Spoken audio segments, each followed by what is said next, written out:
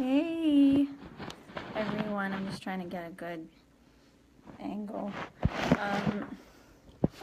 So I wanted to just continue on the topic of the 5 love languages, which I think was really well received by my friends on Facebook. So I wanted to just thank you for all your words of affirmation on the post. I really appreciate it.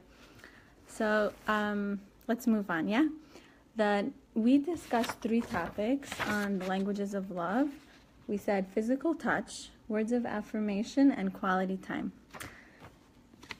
The 4th one I want to discuss is, hi Shira Miriam. The 4th one I want to watch is gifts. So gifts throughout the cultures has been a universal expression of love. It doesn't need to be expensive. It just needs to be a thought that was like manifested into an actual gift.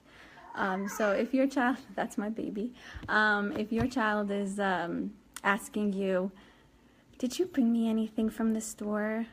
They're not trying to be like materialistic. They just want to know, were you thinking of them? And did you perhaps like maybe give them something that was maybe reminding them that you love them?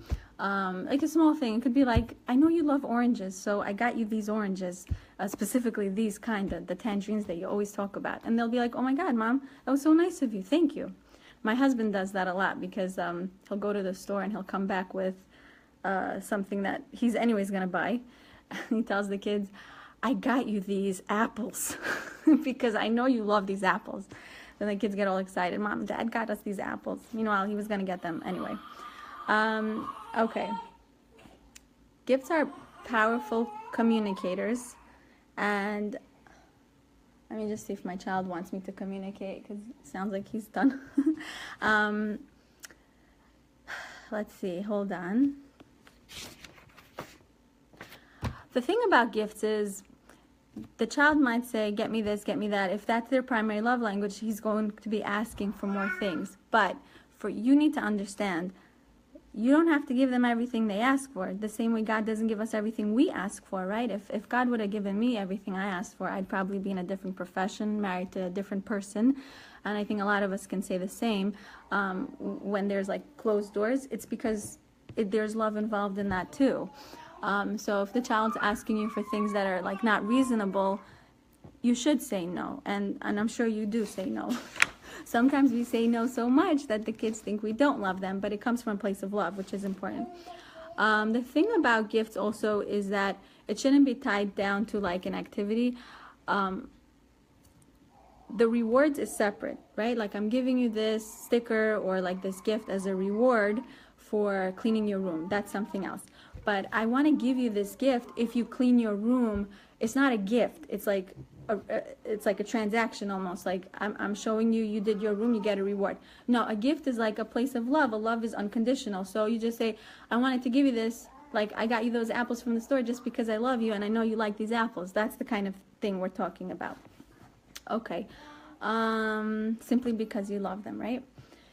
The last part is acts of service, and this one is pretty interesting because it manifests in different ways. So from the get-go, when they're children, we do this acts of service. You know, we change them, we feed them, we burp them, we put them to sleep, we wake them up, we give them a bath, we do a lot of stuff for them. As time goes on, our act of service changes with their age, right? It's appropriate to their age. So when they get older, they're 5 years old, we're not like putting a spoon in their mouth to feed them, even though it is an act of service to help feed someone, but not at that age. So a real act of service would be to teach them the skill that's age appropriate for them. So my kid is like acting up a little. I don't know if he likes me doing Facebook Live. So he was quiet when I started. Hold on.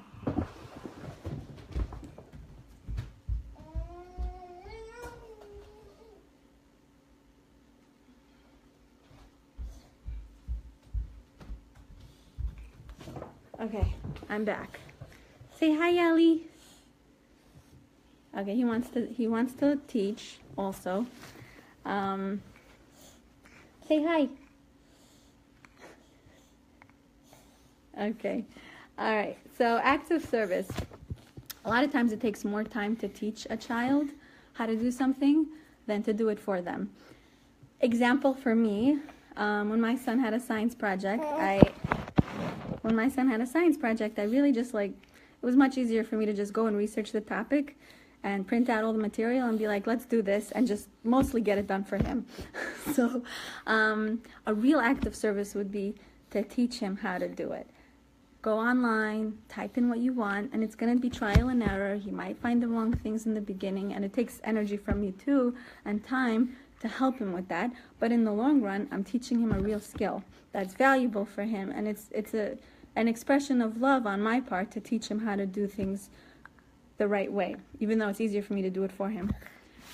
And as time goes on in life, it actually benefits us as parents to teach the children like how to vacuum, how to mop, how to do the laundry, unless you guys have a cleaning lady, which is great too. But if you don't, and you want your kids to help you with around the house type of stuff, then it's a great idea, because even though in the beginning it's a little bit more work, they may do it wrong, they may suck up some stuff into the vacuum that'll break it a little, but in the end of the day, you're teaching them valuable skills.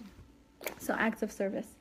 I briefly discussed last time about how do we know what our child's love language is, the primary language, and I want to just go over the different ways we can discover them in more detail. The first way is, how do they express love to you? By 3 or 4 years old, you'll know already how they express love to you, because most of their expressions are going to be very targeted to that love language. My daughter, for example, I want to tell you about my daughter. She's 7 years old. A few months ago, she had a charity in school, like a charity event, and I gave her the $2, but she didn't take it. It was on the table. And so the teacher gave her the $2. And she came home, she's like, Mom, Maura Kievman was so nice. She gave me the $2. And I just want to thank her. So I want to write her a letter. So I thought that was pretty interesting. She wanted to write her words of affirmation. Thank you so much for your kind, thoughtful money that you gave me to borrow for the charity event. And actually this morning I had a few sticky notes on my mirror because I'm starting to do that. Guys, if you want to have positive things in your life, post positive things on your mirror. So I started to do that. And one of the things I noticed, which I didn't put on it, was my daughter. She posted, what's up? Say hi. So my daughter, she posted something about, Mom, don't forget to write a note for my teacher about what a great girl I am when I take care of the baby, when I help you take care of the baby. So I thought that was really funny. Let's see here. Because I was reading it to myself, like, stay focused, exercise, and then, like, don't forget to write a letter to your teacher. So I thought that was really sweet. Okay, I think we're going to cut it short.